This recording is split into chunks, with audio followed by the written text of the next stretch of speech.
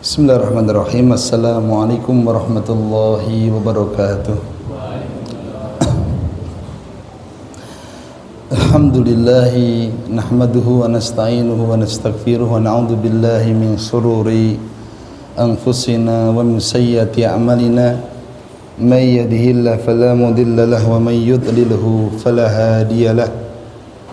Asyhadu an la ilaha illallah wahdahu la syarika lahu wa asyhadu anna Muhammadan abduhu wa rasuluh sallallahu alaihi wa ala alihi wa sahbihi wa man tabi'ahum bi ihsanin ila yaumiddin wa ba'd.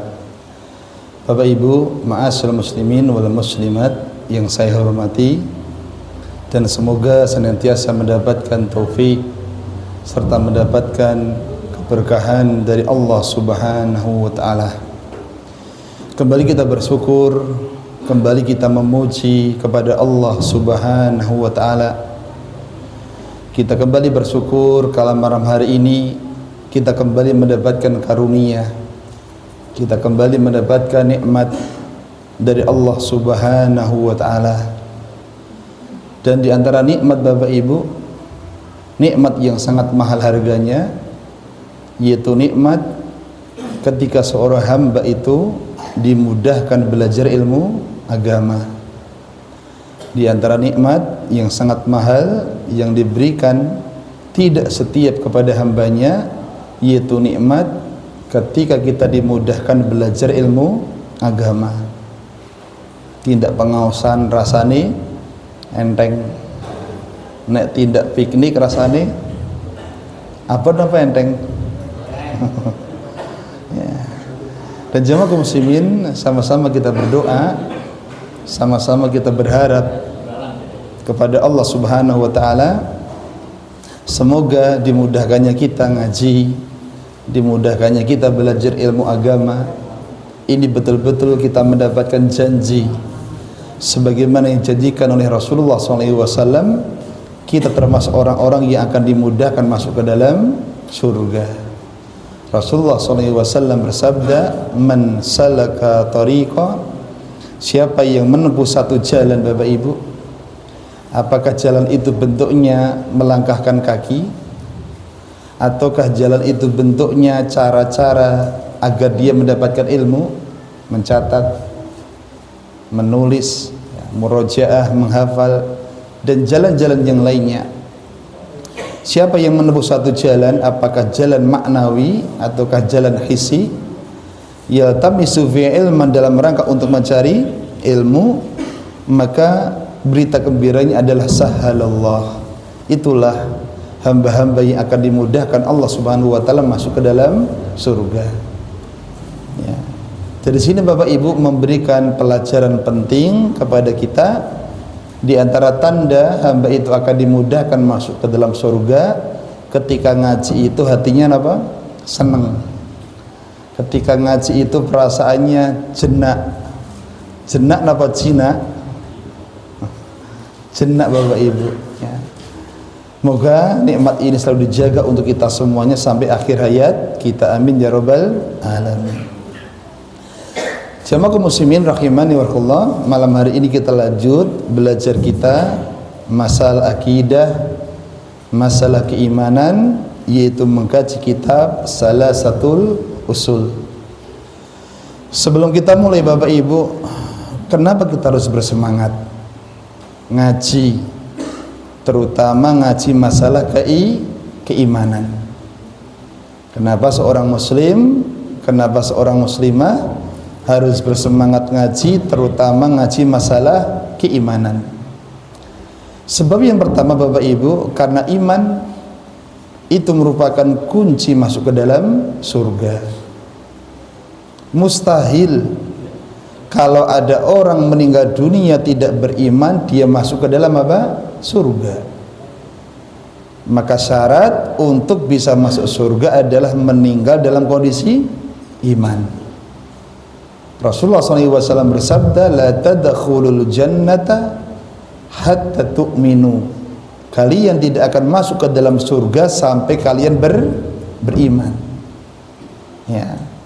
Maka Bapak Ibu, sekecil apapun iman yang ada pada seorang hamba, itu jaminan sekecil apapun iman yang ada pada seorang hamba, kalau sampai dibawa meninggal dunia, insya Allah itu merupakan jaminan dia pasti masuk ke dalam surga. Ini sebab yang pertama kenapa kita harus bersemangat untuk belajar, terutama belajar masalah tauhid, belajar masalah keimanan. Sebab yang kedua, jamaah kaum muslimin, kenapa harus semangat belajar keimanan, belajar tauhid?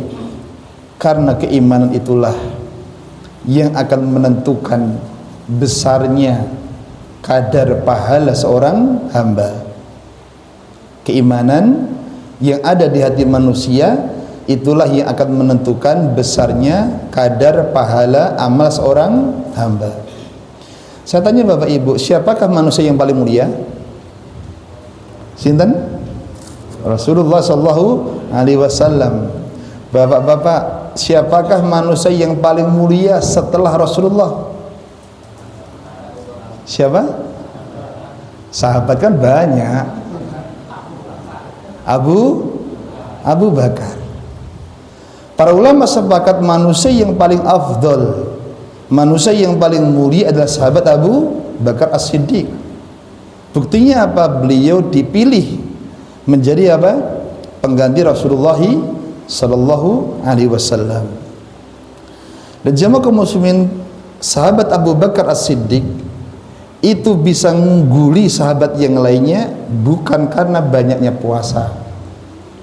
Sahabat Abu Bakar As-Siddiq bisa mengungguli sahabat yang lainnya bukan karena banyaknya sholatnya, tapi karena apa yang ada di dalam hatinya berupa keimanan yang kuat kepada Allah Subhanahu wa ta'ala.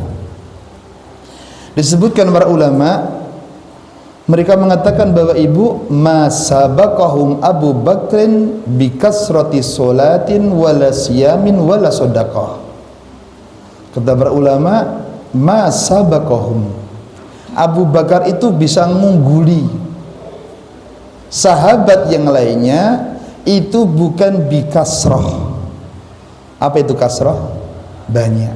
Bukan karena banyak sholatnya, bukan karena banyak puasanya, bukan karena banyak sodakohnya. Kata para ulama, walakin akan tetapi bisyai'in waqara fi qalbihi, akan tetapi yang menyebabkan Abu Bakar unggul dengan para sahabat yang lainnya adalah apa yang waqara, apa yang menetap di dalam apa? Hatinya, ya, berupa keimanan kepada Allah Subhanahu wa ta'ala dengan keimanan yang benar. Dan ini terbukti Bapak Ibu ketika Rasulullah SAW menempuh peristiwa Isra dan Mi'raj. Banyak orang mendustakan Rasulullah SAW, ya. Dan manusia yang pertama kali menguatkan iman para sahabat terhadap apa yang dikerjakan Rasulullah SAW yang paling pertama siapa? Abu Bakar As-Siddiq. Sampai Abu Bakar As-Siddiq mengatakan, seandainya tembok yang warna putih ini dikatakan Muhammad warnanya bukan putih, sungguh aku akan salahkan tembok ini dan aku akan benarkan Muhammad. Saking apanya? Saking kuatnya iman Abu Bakar. Inilah rahasia kenapa Allah Subhanahu wa ta'ala memerintahkan kepada para rasul, dakwah pertama kali bukan masalah sholat, dakwah pertama kali bukan masalah jihad, tapi dakwah pertama kali masalah apa? Tauhid, masalah keimanan. Contoh simpel Bapak Ibu, ini air napa niki? Air putih. Jenengan air napa? Air teh. Sing enak niku wedang teh napa wedang putih? Bapak Ibu, ini air putih. Botol ini kalau diisi air putih berapa harganya? Kita era tahu tuku pinten? 3.000. Diisi air putih 3.000. Sekarang kalau diisi susu berapa harganya? Lebih murah atau lebih mahal? Mahal. Anggap 10.000. Nah, diisi madu lebih murah atau lebih mahal? Berapa kira-kira? Madu asli apa madu buatan? Sama-sama botolnya Bapak Ibu, diisi air putih 3.000, diisi susu 10.000, diisi madu bisa 100.000. Botolnya sama tapi harganya beda. Apa yang membedakan? Apa yang membedakan? Isinya. Sama jamaah kaum muslimin, Abu Bakar itu sholat, sahabat yang lain juga sholat. Bisa jadi sholatnya para sahabat melebihi sholatnya Abu Bakar as-Siddiq. Tapi kenapa lebih mulia sahabat Abu Bakar as-Siddiq? Jawabannya apa? Ma waqara fi qalbi. Sebabnya adalah keimanan yang menancap kuat di hatinya Abu Bakar as-Siddiq. Maka Bapak Ibu jangan pernah menganggap kecil pelajaran akidah. Jangan pernah menganggap kecil pelajaran keimanan. Karena itulah pelajaran yang paling pokok dalam kehidupan manusia. Dan jamaah kaum muslimin, malam hari ini kita lanjut akan belajar tentang makna syahadat yang kedua, syahadat Muhammadar Rasulullah. Bapak Ibu dimaklumi syahadat itu ada berapa macam? Ada dua. Syahadat la ilaha illallah, yang kedua syahadat Muhammadar Rasulullah. Dan makna syahadat la ilaha illallah sudah berlalu. Dan kita sudah juga belajar syahadat Muhammadar Rasulullah. Bapak Ibu, kita merujuk sebentar.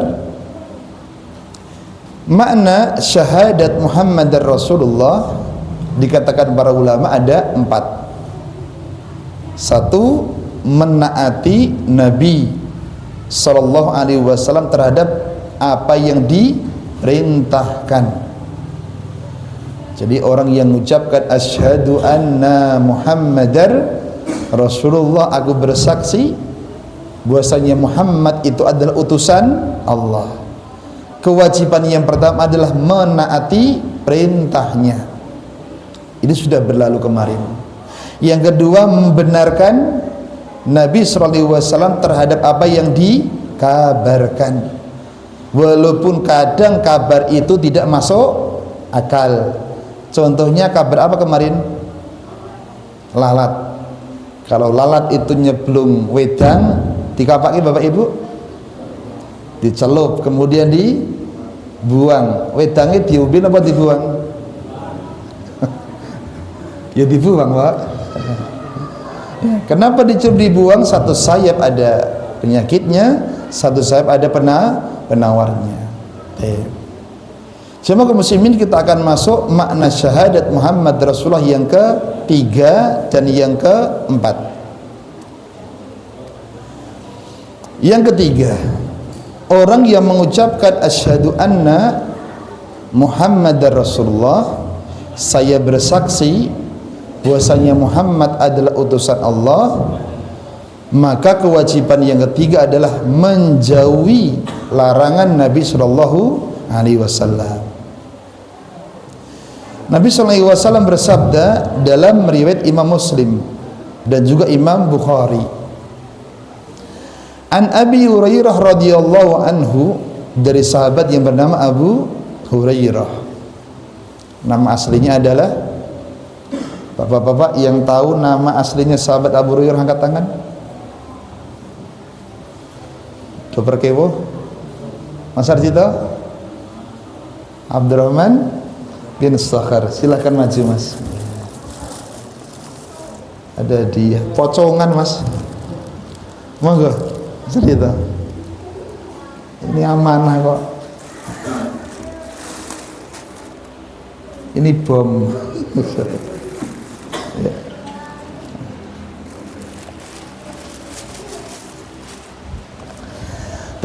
Dari sahabat Abu Hurairah radhiyallahu anhu qala, beliau berkata, sami'tu, aku mendengar Rasulullah SAW bersabda, ma nahaitukum anhu, apa saja yang nahaitukum, yang aku larang terhadap kalian, fajtanibuhu, maka tinggalkan.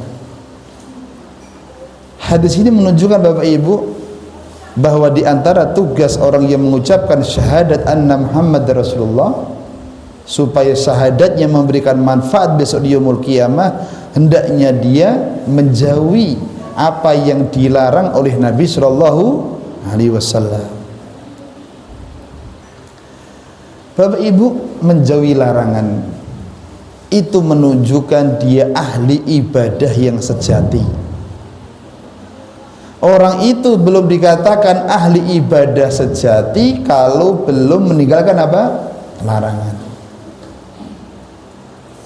Disebutkan dari sahabat Abu Hurairah radhiyallahu anhu, Nabi sallallahu alaihi wasallam bersabda, "Ittaqil maharima."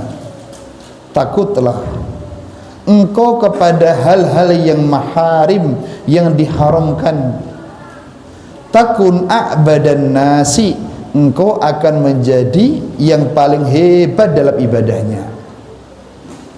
Bapak Ibu, Nabi mengatakan siapa yang meninggalkan yang haram itu dikatakan a'badan nas, ahli ibadah yang paling hebat.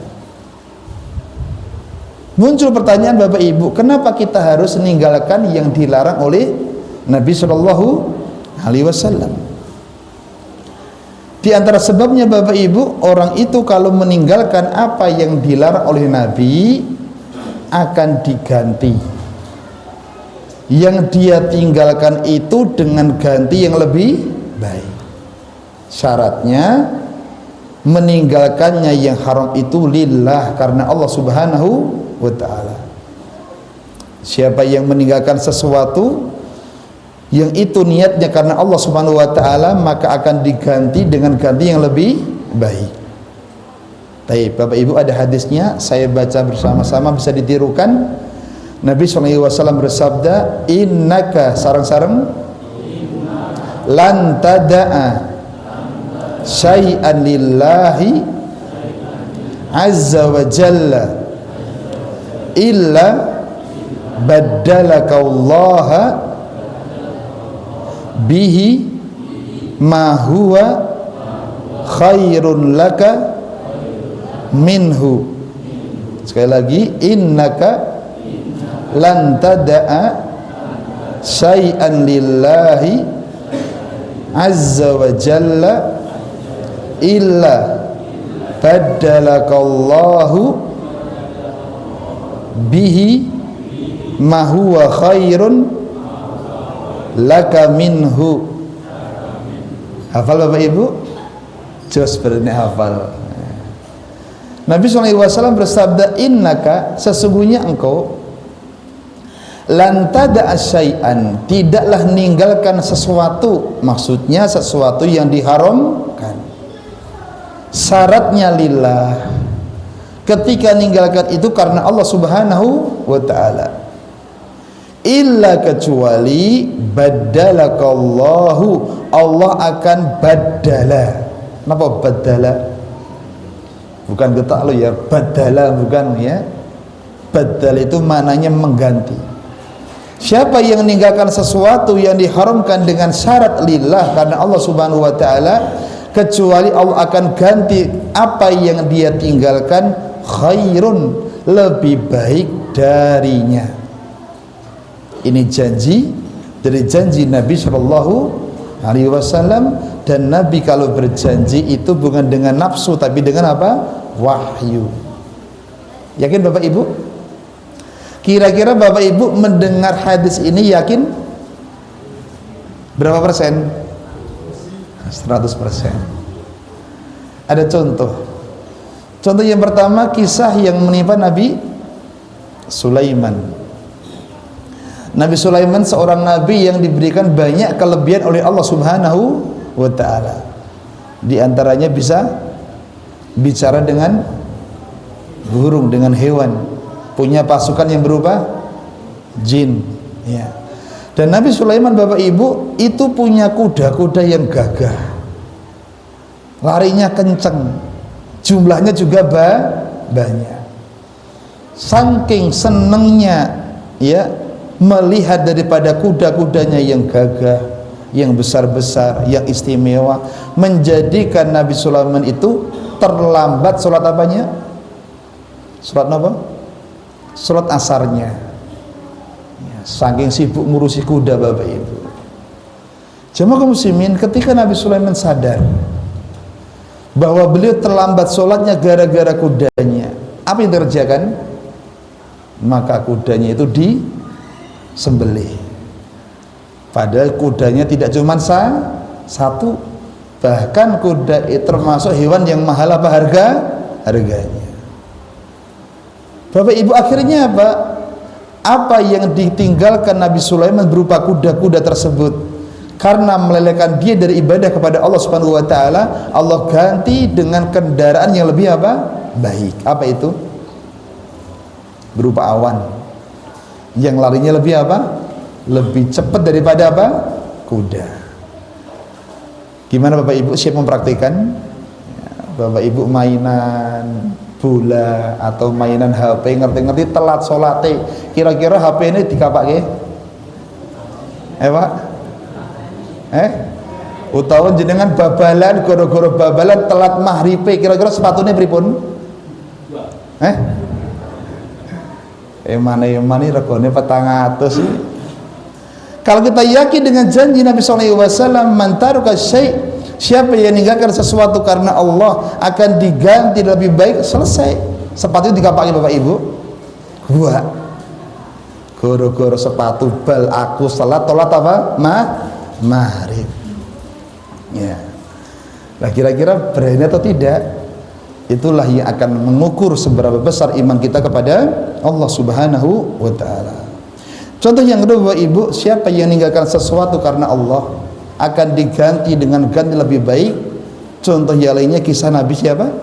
Nabi Yusuf. Bapak Ibu, saya yakin kenal siapa Nabi Yusuf. Orangnya tampan, ya. Sampai suatu ketika, singkat cerita, Nabi Yusuf sampai pada kerajaan. Ternyata istrinya siapa?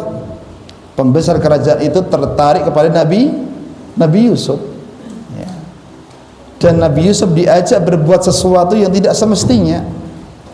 Terus yang ngajak itu bukan sembarang wanita, tapi wanitanya itu dzatu mansibin wa jamal, punya kedudukan, lagi punya kecantikan. Namun itu ditinggalkan Nabi Yusuf alaihissalam karena Allah Subhanahu wa taala. Akhirnya Allah Subhanahu wa taala ganti apa yang dia tinggalkan karena Allah dengan ganti yang lebih baik, berupa kekuasaan. Jadi seorang pembesar. Bapak Ibu, yakinlah siapapun yang meninggalkan sesuatu yang dilarang oleh Allah, dilarang oleh Rasulullah dengan syarat itu karena Allah Subhanahu wa taala, apa yang kita tinggalkan akan diganti dengan ganti yang lebih baik. Al-Imam Ibnu Qayyim, Bapak Ibu, menjelaskan satu faedah yang indah.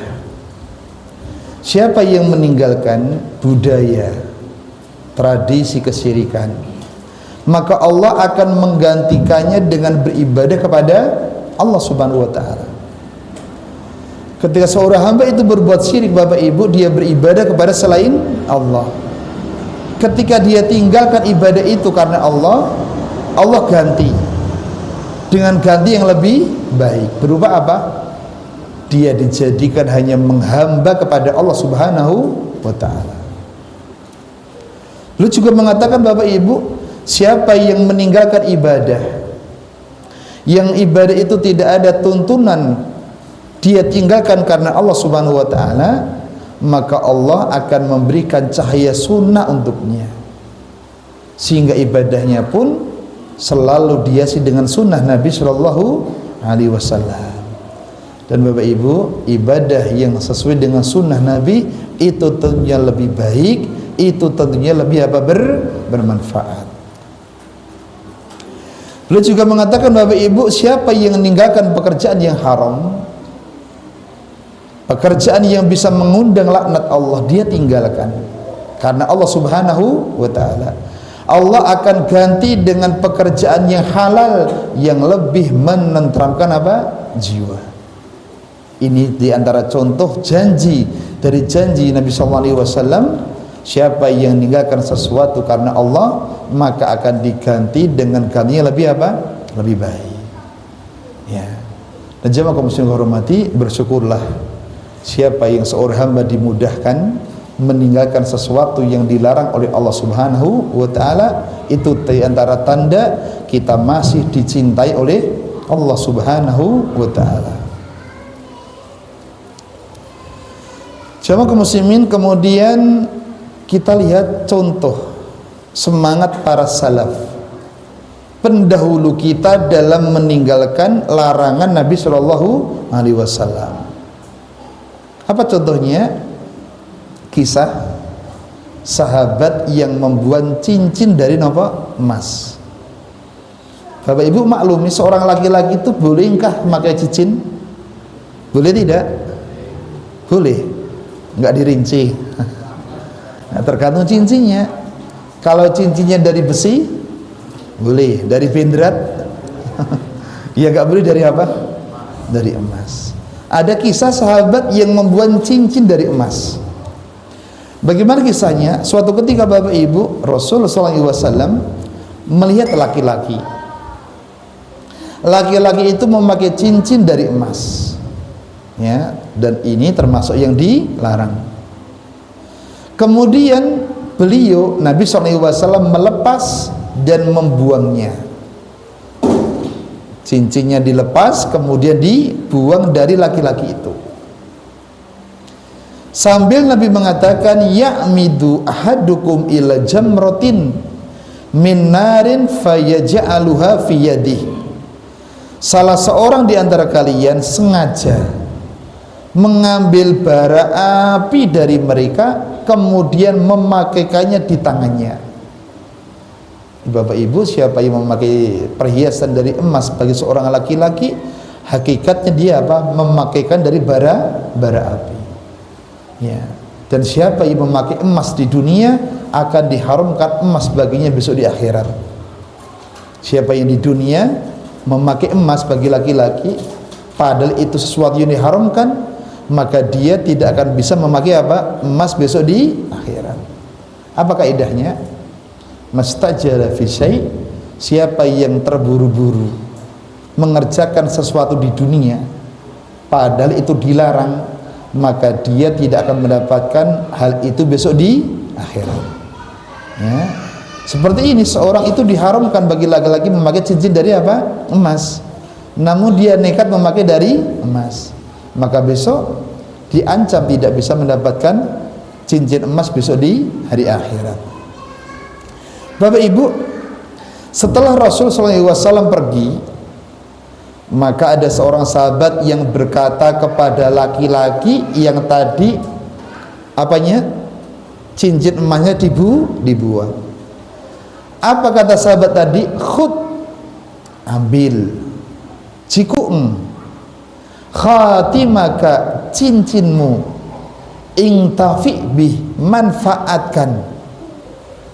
Saya ulang Bapak Ibu, ketika Rasul sudah pergi, maka ada seorang sahabat yang berkata kepada laki-laki yang awalnya tadi pakai apa? Cincin dari emas yang sudah dibuang Nabi. Sahabat berkata, ambil, ayo diambil. Kemudian intafi, manfaatkan. Maksudnya apa? Jiku'ung, jualan.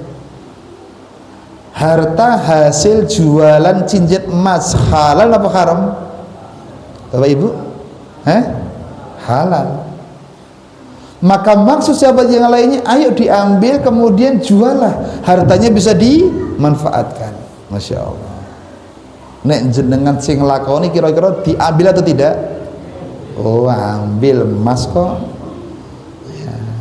Bapak Ibu lihat bagaimana sikap sahabat tadi. Dia pun menjawab si laki-laki yang tadi cincinnya dibuang, la wallahi, tidak demi Allah. La akhuduhu abadan, aku tidak akan mengambil lagi cincin itu selama-lamanya. Wa qad tarahu Rasulullah sallallahu alaihi wasallam, sungguh Rasul sallallahu alaihi wasallam telah melemparnya. Inilah semangatnya para sahabat, bagaimana meninggalkan apa yang dilarang oleh Nabi.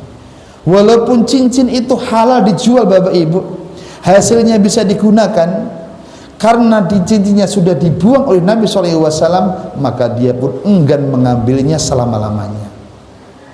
Demikianlah kekuatan imannya para sahabat, sehingga para sahabat Nabi dikatakan sebaik-baik generasi, khairun nasi qarni, sebaik-baik generasi adalah siapa? Para sahabatnya Nabi SAW. alaihi wasallam. Tapi Bapak Ibu, ini di antara contoh, dan masih banyak contoh-contoh yang lainnya, kisah bagaimana para sahabat Rasul sallallahu alaihi wasallam itu bersemangat meninggalkan apa yang dilarang oleh Nabi sallallahu alaihi wasallam. Baik. Bapak Ibu, ada sebuah kaidah fikih. Kenapa kok kita ini dilarang oleh Nabi sallallahu alaihi wasallam? Jawabannya yang kedua adalah karena setiap larangan itu pasti mengandung bahaya. Sebaliknya setiap perintah pasti mengandung manfaat. Para ulama membuat kaidah fikih, di antaranya Abdurrahman bin Nasir As-Sa'di. Beliau mengatakan asy-syari'u la ya'muru illa bima maslahatuhu khalisatun aw rajihatun wa la yanha illa amma mafsadatuhu khalisatun aw rajihatun. Saya baca Bapak Ibu, ditirukan bersama-sama. Asy-syari'u, monggo, la ya'muru illa bima maslahatuhu khalisatun aw rajihatun wala yanha illa amma mafsadatuhu khalisatun aw rajihatun. Jelaskan para ulama dalam kaidah fikih, mereka mengatakan asy-syari, yang membuat syariat, yaitu Allah Subhanahu wa taala dan juga Rasulnya sallallahu alaihi wasallam. La ya'mur, tidaklah memerintahkan, illa, kecuali, bima maslahatuhu, kecuali yang mendatangkan maslahat. Allah, Nabi tidaklah merintah sesuatu kecuali di balik perintah itu pasti ada maslahat. Baik maslahatnya itu khalisah, murni. Namanya murni berarti berapa persen? 100. Jadi di balik perintah itu murni 100% isinya kebaikan. Atau rajihatun, atau lebih besar. Nek di perseni kira-kira berapa persen Bapak Ibu? Nek murni 100%. Nek lebih besar berarti berapa? Ya 90. Ya 90 ke atas. Sebaliknya walayana, tidaklah Nabi melarang illa amma mafsadatu, kecuali pasti ada mafsadatnya, kerusakannya. Kerusakannya itu bisa khalisah 100%, au rajiha, atau bisa lebih apa? Besar. Ini kaidah yang menjelaskan kepada kita indahnya agama Islam. Tidak ada perintah kecuali mengandung kebaikan, tidak ada larangan kecuali apa? Mengandung kerusakan. Kita ambil contoh yang larangan. Contoh larangan Allah dan Nabi apa Bapak Ibu? Sing gampang apa? Mendem. Ngombe wedang putih sing mari gedek. Itu kira-kira kerusakannya murni atau lebih besar? Sekarang di balik minuman keras itu kebaikannya apa? Ada? Mari ilang mumete. Gitu Bapak Ibu? Ada. Ya. Bapak Ibu, ketika Nabi melarang sesuatu pasti ada apanya?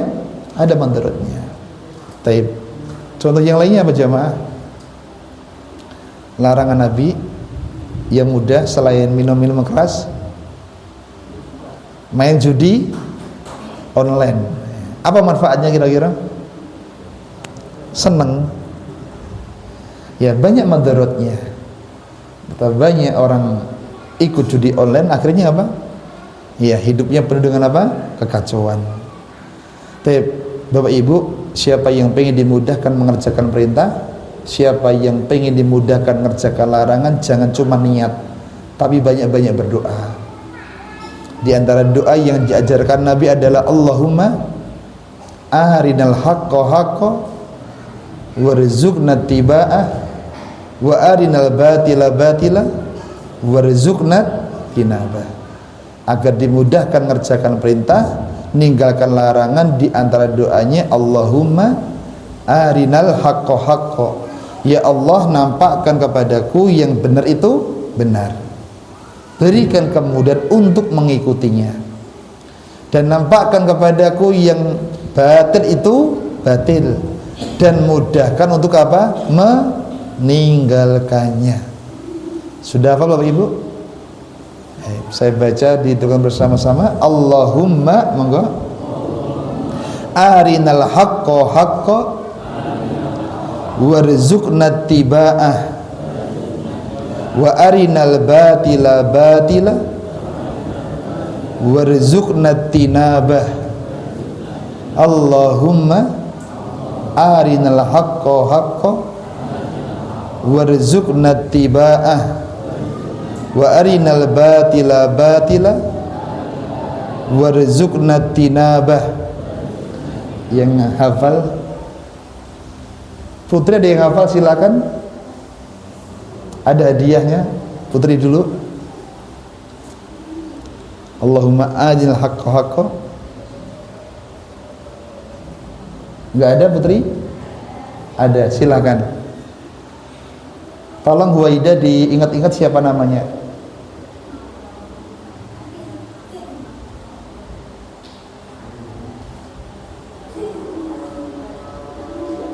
Jazz kelahiran. Satu hadiah ya, yang paling depan. Sekarang yang dua untuk adik-adik. Adik-adik laki-laki. Tebak. Belum. Oh, silakan. Masya Allah. Apa Mas? Doa tadi.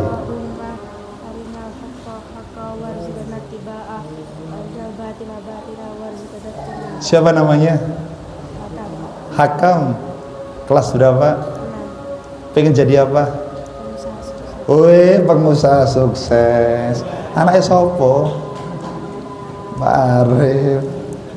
Pilih deh, di antara dua ini yang mana? Pengusaha sukses.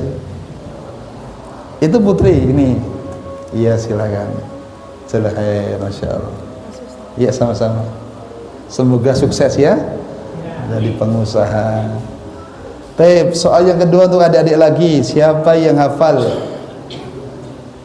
Siapa yang hafal doa keluar rumah? Ya, maju. Ayo, doa keluar rumah.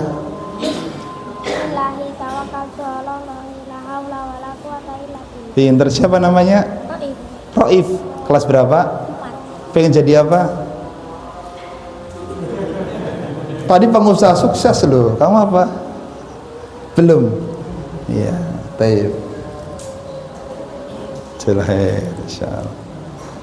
Duh, habis, yang di luar masih banyak. Baik. Adik-adik yang belum dapat hadiah, semoga pertemuan depan dapat hadiah ya. Baik. Demikian jamaah kaum muslimin kita sampaikan di malam hari ini. Semoga bermanfaat dan semoga bisa difahami, dan yang paling penting bisa kita amalkan bersama-sama. Subhanakallahumma hamdika asyhadu an la ilaha illa anta astaghfiruka wa atubu ilaik. Assalamualaikum warahmatullahi wabarakatuh.